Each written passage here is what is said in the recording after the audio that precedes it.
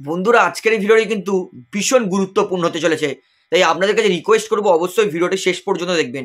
আজকের এই ভিডিওতে জানাবো সিএসকের বিরুদ্ধে কিন্তু আরও একবার সিরিয়াস এলিগেশন লাগালো ম্যাচ ফিক্সিং, আম্পায়ার ফিক্সিং এবং আইপিএল এর অকশনের ফিক্সিংও এক্স আইপিএল চেয়ারম্যান লালিত মোদি।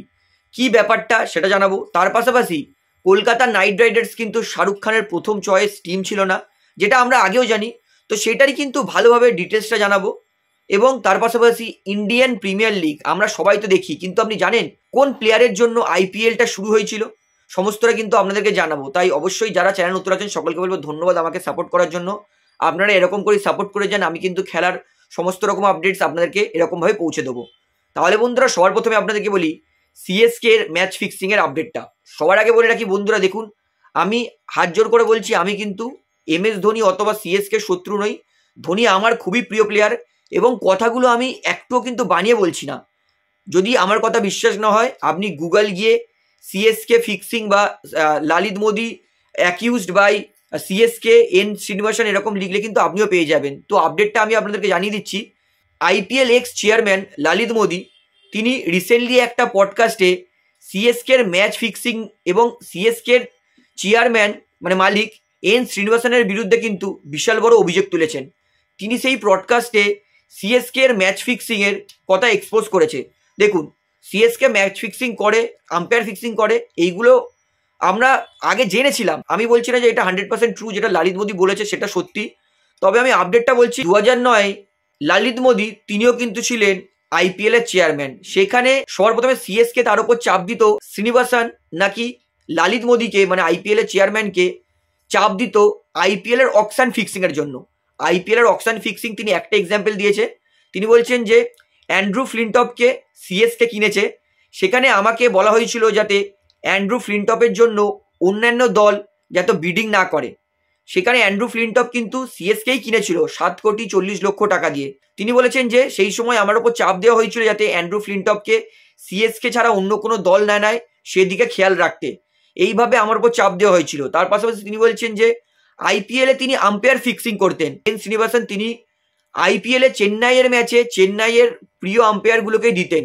তিনি বলতেন যে আমি এইগুলো টলারেট করতে পারতাম না, আমি এইগুলো রাজি হতাম না, তাই আমার ওপর আরও চাপ দেওয়া হতো এবং আমার বিরুদ্ধে ষড়যন্ত্র করা হতো। তো আমরা কিন্তু সবাই জানি সিএসকে দল 2 বছরের জন্য সাসপেন্ড হয়েছিল, ব্যান হয়েছিল। তো তার অ্যাকচুয়াল কারণ কি ছিল সেটা কিন্তু আমাদের কাছে পরিষ্কার ছিল না। তবে দেখুন, আমি বলছি না যেটা 100% তিনি যেটা বলেছেন সেটা ঠিক, তবে তার মতামত সেটাই আমি আপনাদেরকে জানাচ্ছি। তো আপনার যদি মনে হয় আমি কিছু বানিয়ে বলছি, আপনি গুগল করে দেখে নিতে পারেন। সিএসকে আর ধোনির কিন্তু বিষয় বলার কিন্তু আমার কোনো ইন্টেনশন নেই, কারণ এমএস ধোনি কিন্তু আমার খুবই প্রিয় প্লেয়ার। তো কখনোই কিন্তু আমি সিএসকে এর নামে কিন্তু রুমার ছড়াবো না। এইবারে আপনাদেরকে বলি আইপিএল কোন প্লেয়ারের খেলা দেখার পর মাথায় এসেছিল।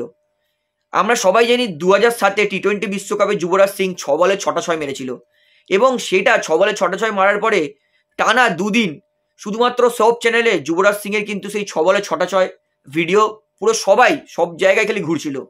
সেখানেই কিছু সংখ্যক বিজনেসম্যান এবং যারা ভারতীয় ক্রিকেটের সঙ্গে যুক্ত ছিলেন তাদের একটা বৈঠক প্ল্যানে আইপিএল তারা শুরু করবে এমনটা কিন্তু তারা চেয়েছিল। তখন যে বিসিসিআই প্রেসিডেন্ট ছিল তখন কিন্তু সে আইপিএলটা স্টার্ট করার বিরোধিতা করেছিল। তিনি বলেছিলেন যে আইপিএল দিয়ে সেরকম ট্যালেন্ট স্কাউট হবে না। তবে আমরা ভবিষ্যতে জেনে গেছি যে আইপিএল দিয়ে কত ভালো ভালো প্লেয়ার আসছে। বর্তমান যে ভারতীয় দলে খেলছে সমস্ত প্লেয়ার কিন্তু প্রায় আইপিএল থেকেই এসেছে। তো যুবরাজ সিং 6 বলে 6টা ছক্কা মারার পরেই কিন্তু আইপিএল শুরু করার বুদ্ধি এসেছিল। অর্থাৎ বলতেই পারি যে যুবরাজ সিং 6 বলে 6টা 6 মেরেছিল, সেটা সব জায়গায় সেই ভিডিওটা সার্কুলেট করেছিল। আমরা সবাই 2 দিন 3 দিন ধরে শুধু যুবরাজ সিং এর 6 বলে 6টা 6 দেখেছিলাম। তো এটা দিয়ে কিন্তু বুদ্ধি এসেছিল ইন্ডিয়ান প্রিমিয়ার লিগ স্টার্ট করার। তো এইবারে বলি লালিত মোদি তিনি কিন্তু জানিয়েছেন যে কলকাতা নাইট রাইডার্স দল শাহরুখ খানের প্রথম চয়েস ছিল না এবং আমি খুবই ধন্য যে শাহরুখ খান কলকাতা দলকে পেয়েছে। শাহরুখ খান প্রথমে চেয়েছিল তিনি মুম্বাই দল কিনবেন, কিন্তু লালিত মোদি তিনি বলেন যে মুম্বাই অলরেডি সিকিওর করেছিল, মুম্বাইয়ের জন্য হাইয়েস্ট বিড দিয়েছিল আম্বানি। তাই জন্য শাহরুখ খান সিদ্ধান্ত নেন যে তিনি মুম্বাই নয় তিনি কলকাতা যাবেন। এবং আমি বলবো কলকাতা ফ্যান্সরা খুবই ভাগ্যবান যে শাহরুখ খানের মতো ওনার পেয়েছেন। এত ভালো ওনার দলকে এত ভালোবাসেন, নিজের বিজি শিডিউল থেকেও দলের জন্য খেলা দেখতে আসেন। তো শাহরুখ খান মুম্বাই পায়নি, কোনো ব্যাপার নেই, তিনি কেকেআর পেয়েছেন, সেই নিয়ে আমি যথেষ্ট খুশি।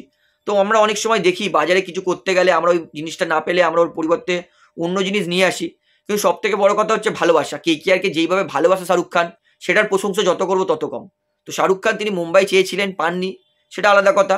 তিনি কলকাতা পেয়েছেন এবং কলকাতাকে যেভাবে ভালোবাসা দিয়েছেন, যেইভাবে ঘরের মা বোন তাদেরকে পর্যন্ত ইডেন গার্ডেনে নিয়ে এসেছে IPL দেখাতে, তার প্রশংসা যত করবো তত কম। তো যাই হোক বন্ধুরা, আজকের আপডেটে এতটাই বলার ছিল।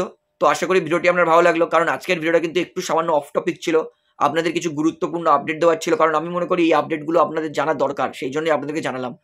তো আই হোপ, দেখুন আজকের ভিডিওতে অনেক কিছু খারাপ বা ভালো লাগতেই পারে। আমি আরও একবার বলছি, আমার কিন্তু কোনো রকম খারাপ ইন্টেনশন নিয়ে ভিডিওটা বানাইনি, আপনাদের শুধুমাত্র জানানোর জন্যই আপডেটটা দিয়েছি। তাহলে ভিডিওটা এখানে শেষ করছি। আশা করি ভালো লাগলো। তো ভিডিওটি ভালো লাগলে অবশ্যই লাইক করুন, কমেন্ট করুন, শেয়ার করুন, এবং চ্যানেল জানা উত্তর সবাইকে একটা উত্তর অবশ্যই পাবলিক ভিউ কলকাতা এই চ্যানেলটিকে সাবস্ক্রাইব করে বেল আইকন প্রেস করে অল করে রাখবেন। ধন্যবাদ।